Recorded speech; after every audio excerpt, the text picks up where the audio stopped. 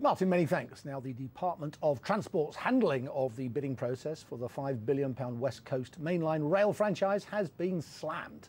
The Laidlaw report found serious problems and unacceptable flaws in the way that tenders were assessed. The findings were published just hours after it was announced that Virgin Trains, which lost the contract in August, will now run the service for another 23 months. Our senior correspondent, Michelle Clifford, reports.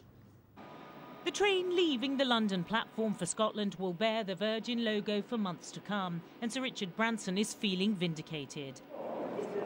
His battle to secure the West Coast route long-term is back on track after a humiliating climb down by the government. A damning report by a leading businessman forced the Transport Secretary to admit, "We got it wrong when we gave the contract to a rival."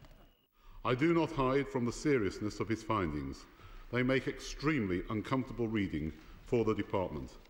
They caused serious problems for the bidding firms, including First Group, who were in no way at fault. Comments which unleashed a Labour onslaught. The report concluded the bidding process was fatally flawed. It was decisions and failures by ministers that led to the collapse of rail franchising at huge cost to the taxpayer. It was ministers who decided to change franchising policy. It was ministers who oversaw a bizarre structural reorganisation of the department that left no one in charge of rail. 3 civil servants who were suspended over the fiasco have now had that action lifted. But the full details of how the Department of Transport got its figures so badly wrong are yet to emerge. The West Coast Main Line is the busiest route in the UK, linking London with Scotland. Virgin has operated services on the route since 1997. But in August, rival company First Group won a bidding process for a new 13-year franchise. Virgin boss Richard Branson challenged that decision, and it was only as the government prepared its defence that it discovered it had got the maths wrong and the deal was scrapped. It's now been announced that Virgin will keep the franchise for another 23 months, with the long-term future of the West Coast line yet to be decided. It's going to mean continuity for passengers, and that has to be a good idea.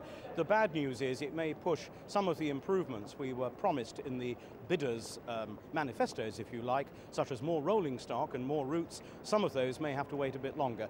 First Group has expressed its disappointment, saying passengers will not now benefit from its plans. But it was hard to find anyone at Euston Station who didn't back Virgin.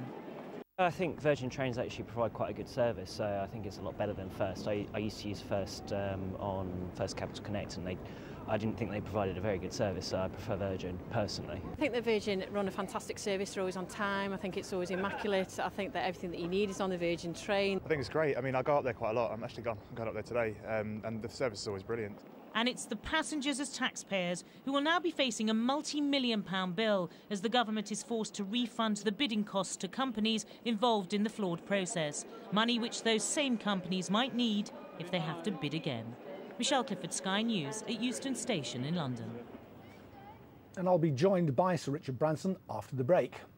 Next on Jeff Rendall.